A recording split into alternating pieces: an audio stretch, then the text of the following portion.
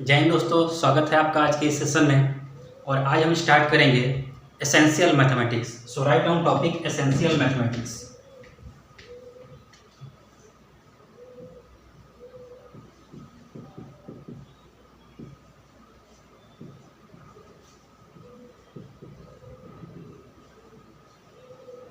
अब बच्चों, आपके दिमाग में ऐसा आ रहा होगा कि ये तो फिजिक्स का लेक्चर है और इसमें सर आप एसेंशियल मैथमेटिक्स क्यों पढ़ा रहे हैं, मैथमेटिक्स क्यों पढ़ा रहे हैं। ठीक है, तो बच्चे लोग ध्यान रखिए क्या कि फिजिक्स को अच्छे से अंडरस्टैंड करने के लिए, फिजिक्स के न्यूमेरिकल को सोल्व करने के लिए हर जगह आपको मैथ्स की जरूरत पड़ती है। ठीक है, हम मैथ्स को क्या बोलते हैं? मैथ्स को बोलते हैं लैंग्वेज ऑफ फिजिक्स। मतलब फिजिक्स का जो लैंग्वेज है वो क्या है? वो मैथमेटिक्स है। जैसे हम और आप आपस में बात कर रहे हैं, किसमें? हिंदी में बात करते हैं, इंग्लिश में बात करते हैं, आप लोग आपस में गुजराती में बात करते हैं। तो वैसे ही फिजिक्स को अंडरस्टैंड करने के लिए, फिजिक्स को स्पीक करने के लिए आपको मैथ्स का आना बहुत ही ज़्यादा एसेंशियल होता है, बहुत ही ज़्यादा जरूरी होता है। अभी आप लोग 10th पास करके यहाँ पे आए हैं, बहुत सारे बच्चे जो है सो क्या ले रहे हैं? PCM ले रहे हैं, फिजिक्स केमिस्ट्री मैथ्स। और बहुत सारे बच्चे क्या कर रहे हैं? PCB ले रहे हैं according to their future interest. ठीक है ना, जिन बच्चों को नीट में के प्रति इंटरेस्ट है वो क्या ले रहे हैं? वो बायोलॉजी ले रहे हैं। और खास तौर पे वो बच्चे जो बायोलॉजी लेते हैं उनके लिए थोड़ा मैथ्स का पोर्शन क्या होता है, थोड़ा उनको वो पढ़ नहीं पाते हैं। जैसे जो मैथ जो ले रहा है 12th क्लास में, 11th क्लास में, वो तो अच्छे से डिटेल में मैथमेटिक्स को बहुत अच्छे से स्टडी करता है। लेकिन खास तौर पे वो बच्चे जो कि बायोलॉजी लेके पढ़ते हैं उनको फिजिक्स में हमेशा परेशानी रहती है। क्यों? क्योंकि उनका मैथ्स कमजोर हो जाता है। तो अगर आप बहुत अच्छा करना चाहते हैं, बायोलॉजी लेकर के अपने फील्ड में बहुत अच्छा करना चाहते हैं, तो उसके लिए आपको फिजिक्स में भी स्कोर करना उतना ही एसेंशियल होता है जितना बायोलॉजी में आप स्कोर करें। और for scoring good marks in physics आपको मैथ्स अच्छे से आना ही चाहिए।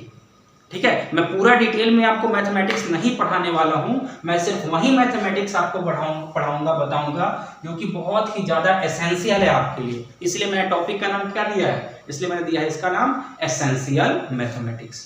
तो दोस्तों स्टार्ट करेंगे हम किससे? ट्रिगोनोमेट्री से। तो लिखिए पहले ट्रिगोनोमेट्री से स्टार्ट करेंगे।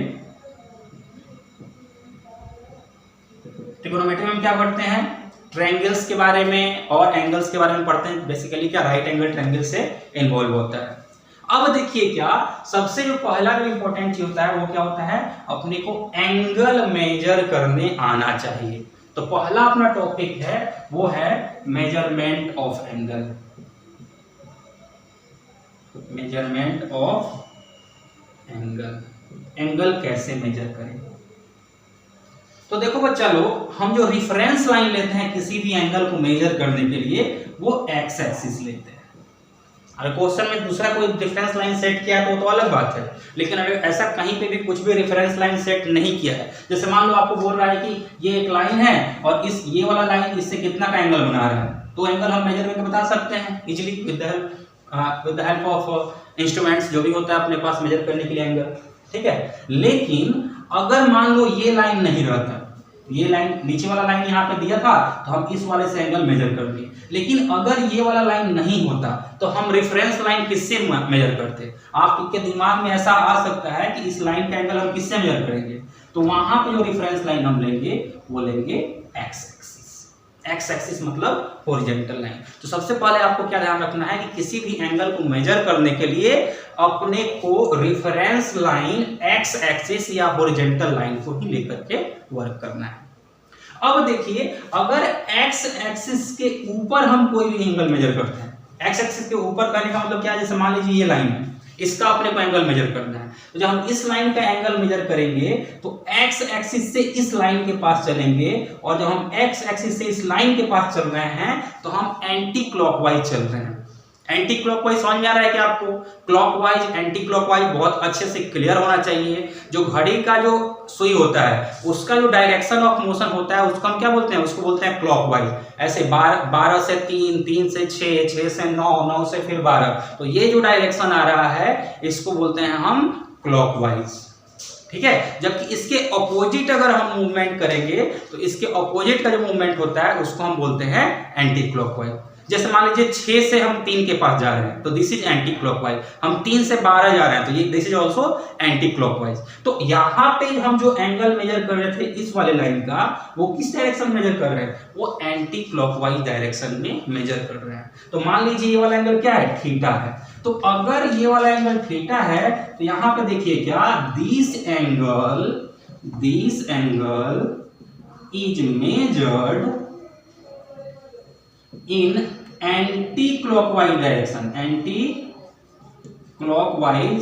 direction, and hence it is positive angle, तो आपको ध्यान क्या रखना है कि अगर एंटी क्लॉकवाइज डायरेक्शन में एंगल मेजर करेंगे तो उस एंगल को क्या लेना है, पॉजिटिव। सिमिलरली मान लीजिए कोई लाइन ऐसा है, इस लाइन का आपको एंगल मेजर करना है। तो अगर ये था लाइन मान लो L1, तो L1 का एंगल क्या है, थीटा है। कैसा थीटा है, तो पॉजिटिव थीटा है। अगर लाइन L2 का हम एंगल मेजर करना चाहें तो x एक्सिस से हम किधर चल रहे हैं, नीचे की तरफ चल रहे हैं, और आप बोल सकते हैं कि हम क्लॉकवाइज डायरेक्शन में चल रहे हैं।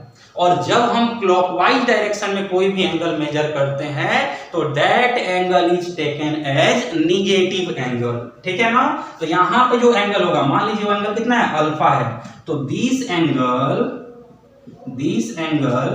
Is measured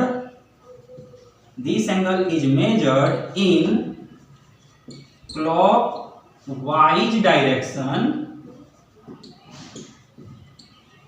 therefore it is negative angle। तो मेजरमेंट ऑफ एंगल में ये दो पॉइंट आपको एकदम अच्छे से क्लियर होना चाहिए कि वो सारे एंगल जिसको हम क्लॉकवाइज डायरेक्शन में मेजर करते हैं, वो क्या होता है, वो निगेटिव एंगल होता है, और वो सारे एंगल जिसको हम एंटी क्लॉकवाइज डायरेक्शन में मेजर करते हैं वो क्या होता है, पॉजिटिव एंगल होता है। तो शॉर्टकट में आप लिख सकते हैं कि anti clockwise equals to positive angle और clockwise equals to negative angle. ठीक है दोस्तों, तो मुझे उम्मीद है आपको ये क्लियर हो गया होगा। इसको लिखिए, बॉक्स में डालिए और सितारों की दुनिया में लेकर के चलिए, क्योंकि ये आपको हमेशा याद होना चाहिए। वो तो हैबिट ही बन जाएगा। जैसे हम फिजिक्स में आगे बढ़ेंगे, इतना बार इसका यूज आता है अपने को कि आपका ये हैबिट ही हो जाएगा, तो याद हो जाएगा। उसके लिए कोई टेंशन लेने की जरूरत नहीं है। फिलहाल जल्दी से इसे नोट कीजिए ताकि हम इसके आगे अब चल सकें।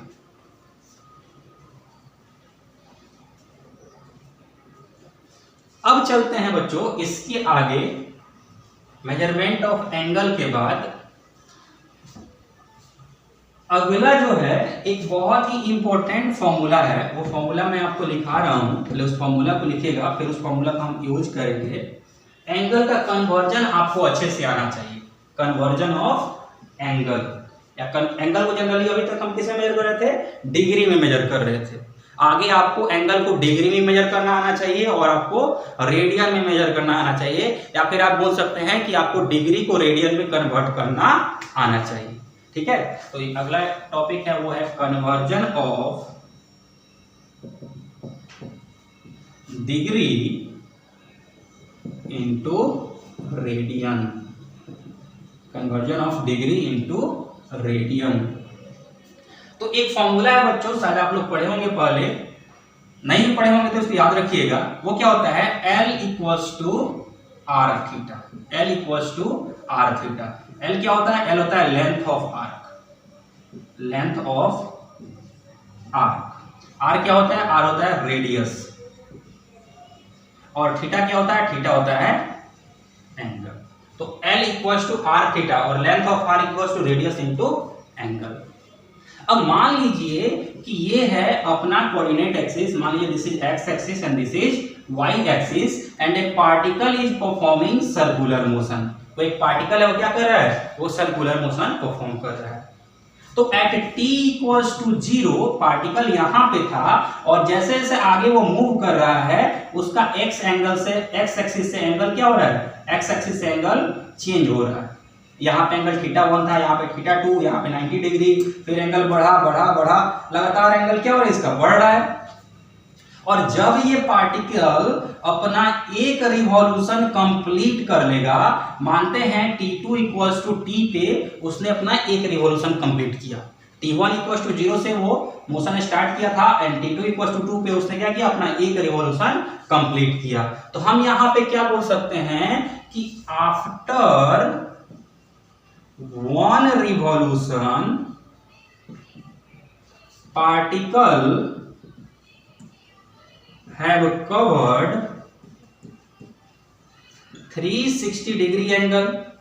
ये क्लियर है ना, जहां से स्टार्ट किए थे ये एंगल, शुरुआत वाला लाइन ये था और बाद वाला भी लाइन यही हो गया, तो ये लाइन और ये एक लाइन था और दूसरा लाइन जो है सो ऐसे ऐसे मान लीजिए घूम रहा है, तो जैसे जैसे बढ़ रहा है तो एंगल इंक्रीज हो रहा है, यहाँ पे एंगल 90 हो गया, यहाँ पे एंगल 180 हो गया, फिर एंगल 270 हुआ और यहाँ पे जब ये पैरेलल आ गया तो पैरेलल जैसे ही आया हमने क्या बोल सकते हैं, हम बोल सकते हैं कि ये जो लाइन है ये टोटल 360 डिग्री का इससे एंगल बना रहा है, यानी एक रिवॉल्यूशन में जो नेट एंगल ये स्वैप हुआ है वो कितना हुआ है, that is equal to 360 degree. अब यहां पे अगर इस फॉर्मूला को हम अप्लाई करेंगे तो ये फॉर्मूला क्या बोलता है, ये बोलता है L equals to are theta.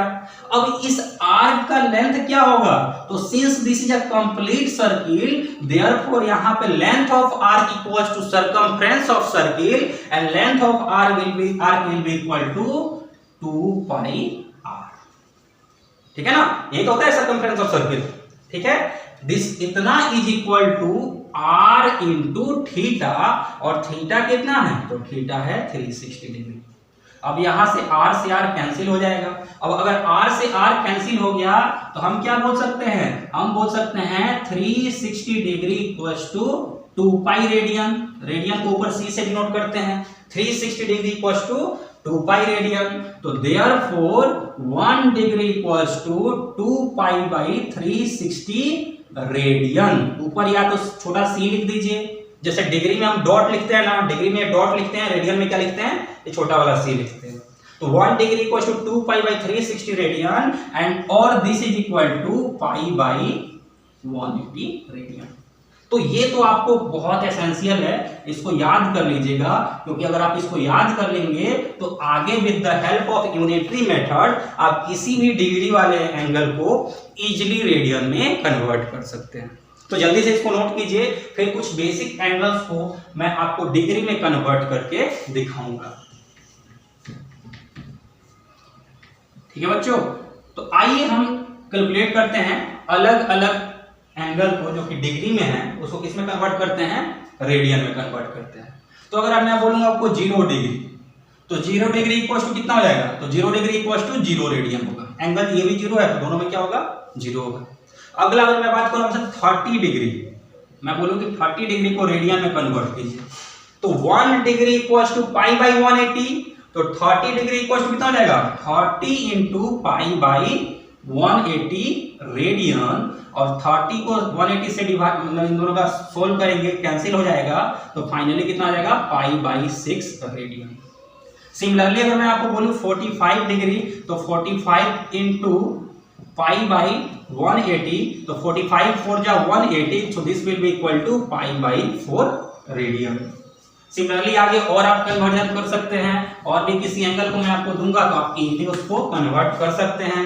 अगर मैं आपको 60 डिग्री दूं तो आप बोलेगा 60 into pi by 180 and this will be equal to pi by 3 radian. 6 तक का 6 3 जा 80 होता है।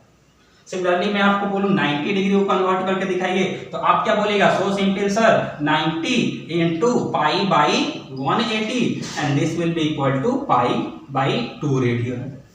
ठीक है ना।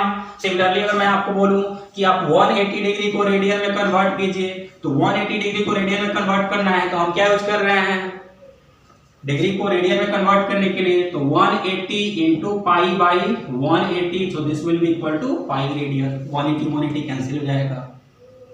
सिमिलरली मैं आपको अगर 270 डिग्री बोलता हूं इसको कन्वर्ट करने के लिए, तो आप बोलेगा 270 इंटू पाई बाई 180, तो 9 दूनी 18, 9 तिरका 27, तो this will be equal to 3 pi by 2 radian.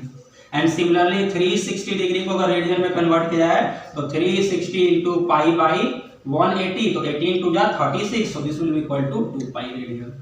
तो आई होप आपको अब डिग्री को रेडियन में कन्वर्ट करने आ गया होगा। इसी तरह से एवरी टाइम अपने को डिग्री को रेडियन में कन्वर्ट करना है। जल्दी से इसे नोट कीजिए, तब तक मैं मार्कर रिफिल कर लेता हूं और फिर आगे चलता हूं। इसके आगे आपको मैं सिखाऊंगा ट्रिगोनोमेट्रिक रेशियोज के बारे में। So note it down fast.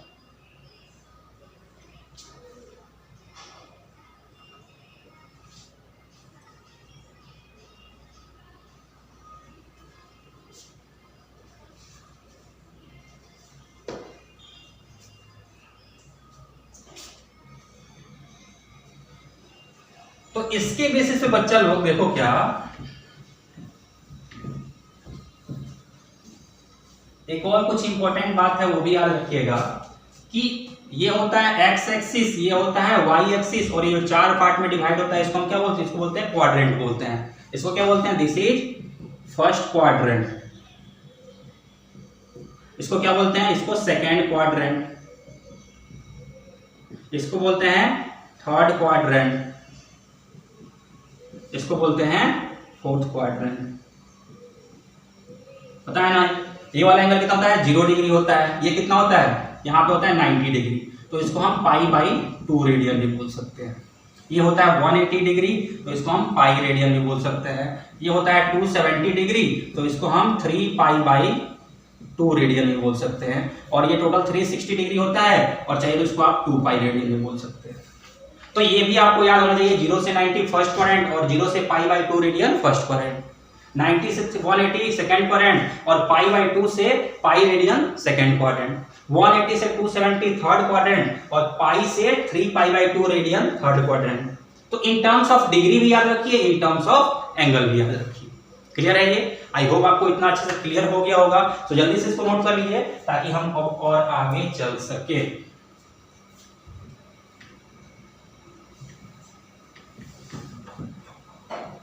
अब देखिए बच्चा लोग, अब अपने को याद रखना है क्या, जो ट्रिगोनोमेट्री पढ़ना है अपने को, उसमें राइट एंगल ट्रायंगल के बारे में बहुत डिटेल में पढ़ना है।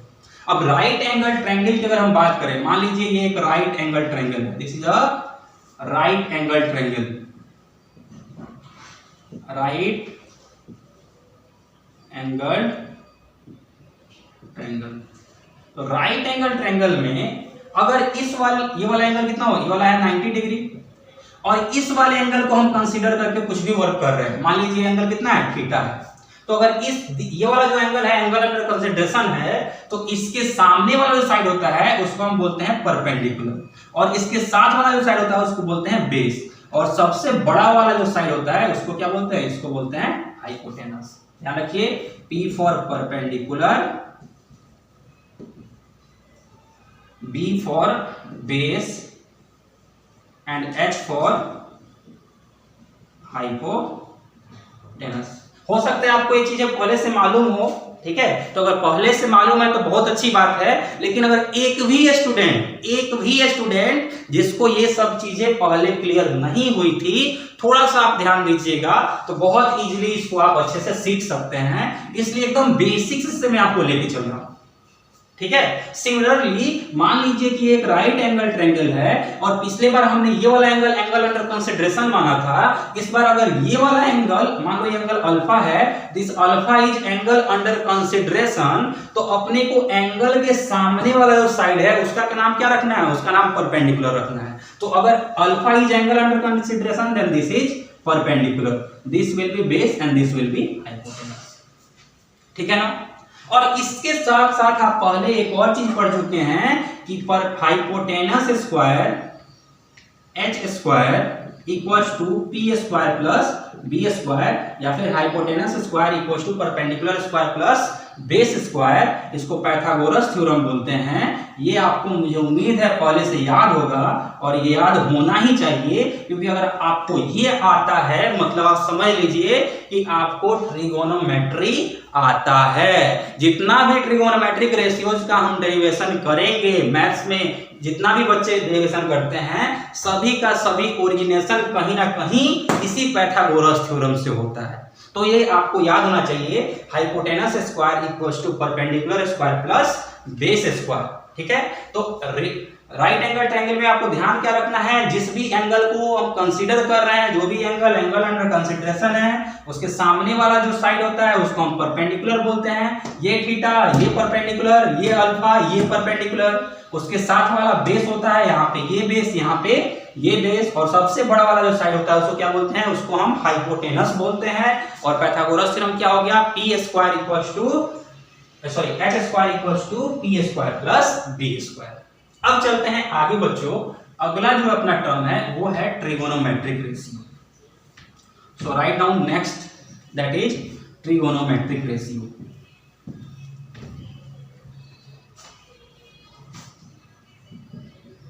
Trigonometric ratio. अब बच्चा लोग मान लीजिए एक राइट एंगल ट्रायंगल है और ये वाला एंगल क्या है, थीटा है। थीटा के सामने परपेंडिकुलर, ये हो गया बेस और ये हो गया हाइपोटेनस। तो कुछ कुछ टर्म है जिसको आपको याद रखना पड़ेगा। कुछ ट्रिगोनोमेट्रिक जो साइड के रेशियो होते हैं राइट एंगल ट्रायंगल में, डिफरेंट साइड का जो रेशियो होता है उसको हम ट्रिगोनोमेट्रिक रेशियो बोलते हैं। और अलग अलग साइड के रेशियो का हम अलग अलग नाम रखे हुए हैं। जैसे सबसे पहला जो रेशियो है वो होता है साइन थीटा, और साइन थीटा इक्वल टू क्या होता है, तो साइन थीटा इक्वल होता है परपेंडिकुलर बाई हाइपोटेनस। तो साइन थीटा को हम लिख सकते हैं p बाई h। शायद 10th में आपने इसको अच्छे से किया होगा तो आपको पहले से भी याद होगा। सेकंड जो रेशियो होता है वो होता है cos थीटा, और cos थीटा इक्वल टू क्या होता है, ये होता है बेस बाई हाइपोटेनस, मतलब b by h। Similarly third होता है tan थीटा, और ये किसके इक्वल होता है, tan थीटा इक्वल टू होता है perpendicular by base p by b। tan theta का एक और रिलेशन होता है, वो क्या होता है, that is equal to sin theta by cos theta. यहाँ पे आप दोनों को डिवाइड करके देख लीजिए। अगर हम इन दोनों का डिवीजन कर दें तो p by h divided by b by h, ठीक है। तो डिवीजन में है तो उसको मल्टीप्लाई में करके रिवर्स कर देते हैं, तो p कितना हो जाएगा, tan theta equal to sin theta by cos theta equal to p by h into h by b। h से h कैंसिल हो जाएगा तो अपने को क्या आएगा, अपने को आएगा p बाई b। सिमिलरली जो फोर्थ रेशियो होता है उसको हम बोलते हैं कोसेक थीटा, ठीक है। तो कोसेक थीटा जो होता है this is equal to 1 by sine theta. तो साइन थीटा का उल्टा कर देना है, sine theta p by h है तो साइन थीटा के उल्टा या फिर 1 बाई साइन थीटा कितना हो जाएगा, h बाई p। अगला जो है वो है सेक थीटा। सेक थीटा होता है cos थीटा का उल्टा, तो ये कितना हो जाएगा, तो this will be equal to h by b। और फिर आखिरी जो है वो है cot थीटा, और cot थीटा क्या होता है, tan थीटा का उल्टा यानी 1 by tan theta, and this will be equal to इसका अपोजिट, तो इसका अपोजिट कितना हो जाएगा, b बाई p। तो मुझे उम्मीद है पहले से आपको 10th क्लास में सारे ट्रिगोनोमेट्रिक रेशियो के फॉर्मूले आपने याद किए होंगे, और अगर अभी तक आपने नहीं याद किया है तो इसको जरूर ही याद कीजिए। इसको याद करने का मैं आपको एक ट्रिक भी बता देता हूं। कुछ नहीं करना है, आपको एक बॉक्स बनाना है, उस बॉक्स में 3 रो लेना है और 3 कॉलम लेना है, ठीक है ना।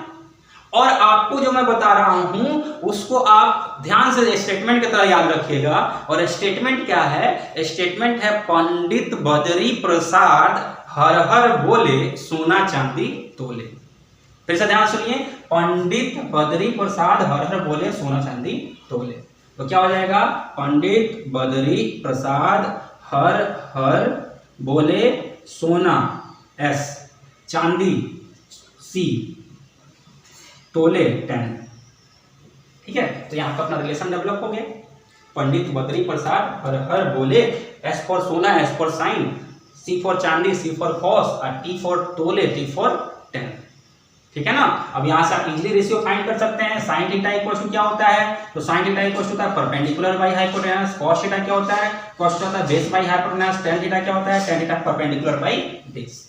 तो ये सभी चीज अपने को यहाँ से डेवलप हो सकता है। एक और इसका शॉर्ट ट्रिक है याद करने का, वो भी चाहिए तो मैं आपको सिखा देता हूं। शॉर्ट ट्रिक जो सेकंड शॉर्ट ट्रिक है वो आपको फिर से एक स्टेटमेंट याद रखना है, और वो स्टेटमेंट क्या है, वो स्टेटमेंट है some people have curly brown hair tightly pulled back. तो यहां से अभी सभी के फर्स्ट वर्ड को आप कलेक्ट कीजिएगा। सम का एस निकाले, एस फॉर साइन थीटा, तो साइन थीटा। पीपल है P by H, P by H.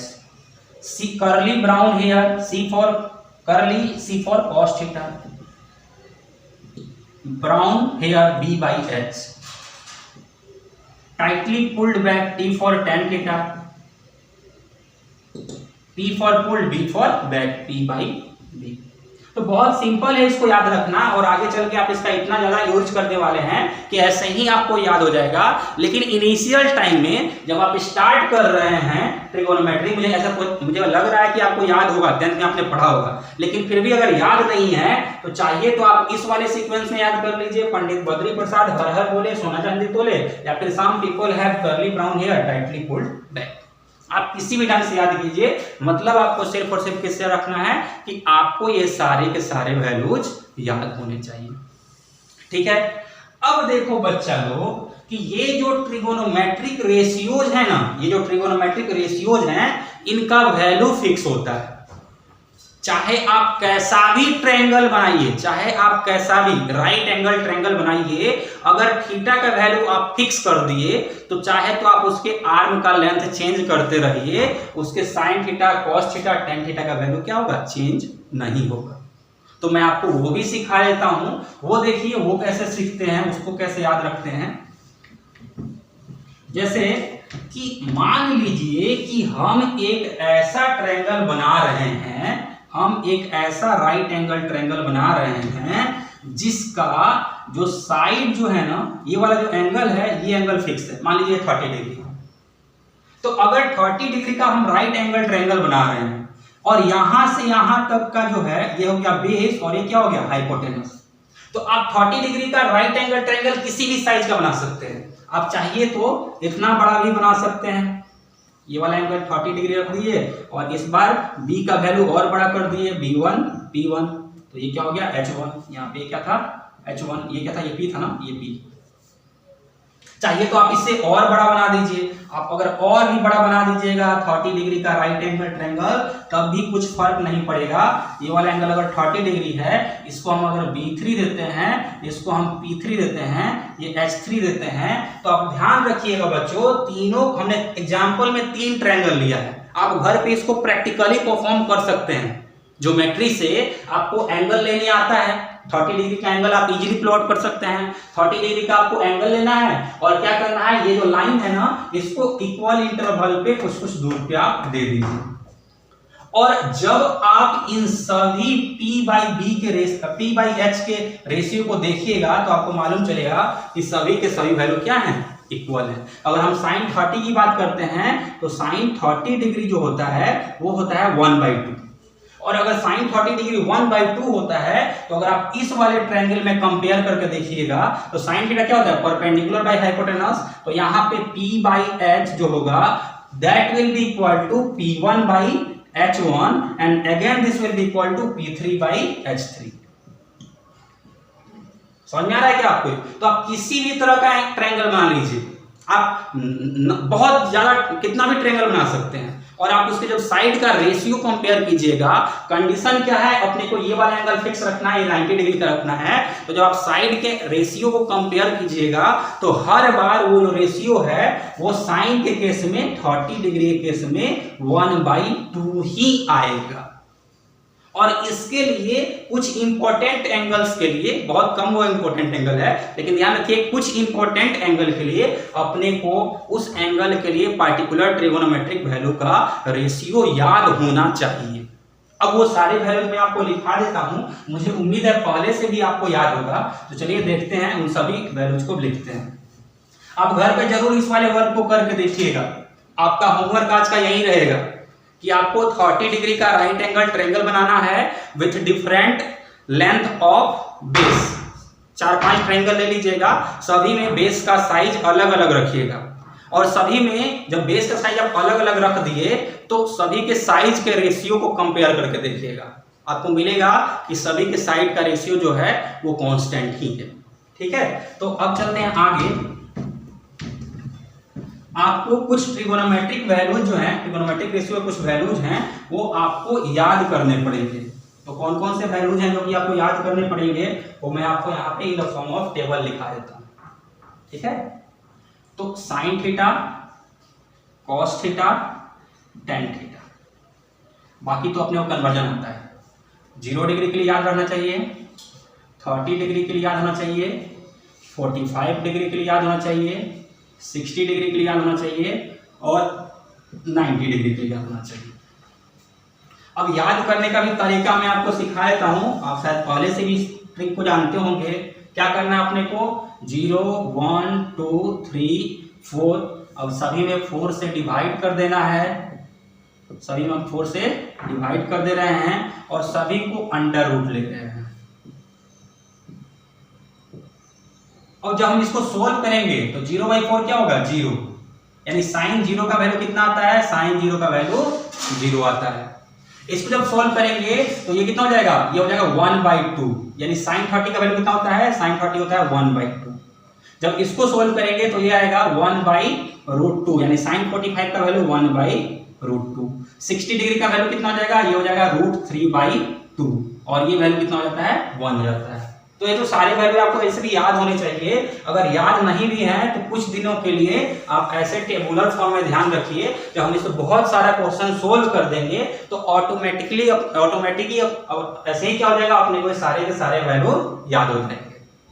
अब देखिए साइन थीटा का वैल्यू लिखने के बाद आपको क्या करना है, उधर से लिखना टर्म चालू करना है। उधर cos sin 90 कितना था, 1 था ना, तो cos 0 1 हो जाएगा। अगला ये हो जाएगा √3/2, अगला फिर ये क्या हो जाएगा 1/√2, फिर अगला कितना हो जाएगा 1/2, फिर अगला 0। यानी इस सीक्वेंस को उल्टा लिख देंगे तो अपने को cos का वैल्यू मिल जाएगा। और tan थीटा अपने को मालूम है sin theta by cos theta होता है, तो इन दोनों का डिवीजन के इक्वल होगा। तो इन दोनों का डिवीजन जब करेंगे तो कितना आएगा 0। अगेन यहाँ पे डिवीजन करके देख लीजिएगा, ये आएगा 1/√3। इन दोनों का डिवीजन करके देखिएगा, ये आएगा 1। इन दोनों का डिवीजन आएगा √3 और इसका जो डिवीजन आएगा वो होगा 1/0। This is called as infinite. ये कितना होता है, इनफाइनाइट होता है। ठीक है दोस्तों, तो मुझे उम्मीद है कि आप ये सारे के सारे एंगल वाले वैल्यूज क्या करेंगे, याद कर लेंगे। और इसको अगर आप याद कीजिएगा, इसके अलावा भी एक और बहुत इंपॉर्टेंट होता है एंगल, उसके बारे में मैं आपको बता रहा हूं। फिजिक्स में बार बार उसका भी जरूरत पड़ता है, तो पहले जल्दी से इसको नोट कीजिए, फिर आगे मैं 37 डिग्री के लिए भी आपको सारे के सारे वैल्यूज बता रहा हूं।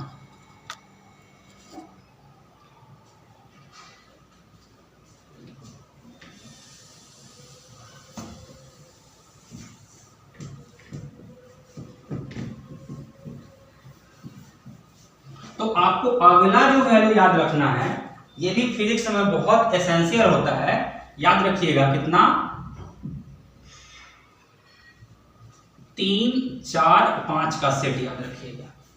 ठीक है, जो बड़ा वाला साइड है उसके सामने का एंगल कितना होगा, बड़ा होगा। जो छोटा वाला साइड है इसके सामने का एंगल कितना होगा, छोटा होगा। और ये वाला एंगल होता है 53 डिग्री बड़े वाले साइड के सामने, और ये वाला एंगल होता है 37 डिग्री, और ये वाला एंगल कितना होता है 90 डिग्री। तो ये वैल्यूज भी आपको सारे के सारे याद होने चाहिए, 37 53 90 3 4 5। ये फिजिक्स में बहुत इंपॉर्टेंट सेट है। अक्सर आपको क्वेश्चन में 37 डिग्री पे क्वेश्चन आते हैं। ठीक है, तो यहाँ पे अपने को sin 37 लिखना हो तो sin 37, तो जब ये वाला एंगल कंसीडर करेंगे तो परपेंडिकुलर ये हो गया, हाइपोटेनस ये हो गया, तो sin 37 कितना होगा 3/5। cos 37 लिखेंगे तो cos 37 इस वाले एंगल के लिए बेस ये हो गया, परपेंडिकुलर ये हो गया, तो 4/5। tan 37 इस वाले एंगल के लिए ये परपेंडिकुलर ये बेस, तो 3/4। सिमिलरली आप 53 के लिए लिख सकते हैं sin 53, तो sin 53 ये वाला एंगल कंसीडर करेंगे तो इसके लिए परपेंडिकुलर ये हो गया, हाइपोटेनस ये हो गया, तो कितना हो गया 4/। तो बच्चों इस ढंग से आप sin 37 और 53 के लिए सारे के सारे वैल्यूज इजीली कैलकुलेट कर सकते हैं। आपको इसे याद करने की जरूरत नहीं है, आप बस इतना ध्यान में रखिएगा कि 37 53 90 का एंगल का जो ट्रायंगल का जो सेट होता है उसमें साइड 3 4 और 5 होते हैं। अगर आपको इतना याद रहेगा तो ये सारे वैल्यूज आप खुद से कैलकुलेट कर सकते हैं। तो मुझे उम्मीद है आपको आज का लेक्चर पसंद आया होगा, और अगर आपको आज का लेक्चर पूरा का पूरा समझ में आया है तो एक बड़ा सा थम्स लाइक दीजिए और इस वीडियो को अपने दोस्तों के साथ शेयर कीजिए ताकि आपके साथ साथ उनका भी हेल्प हो सके। और एक और रिक्वेस्ट है friends, please do subscribe to my channel physics addiction. Thank you very much for joining.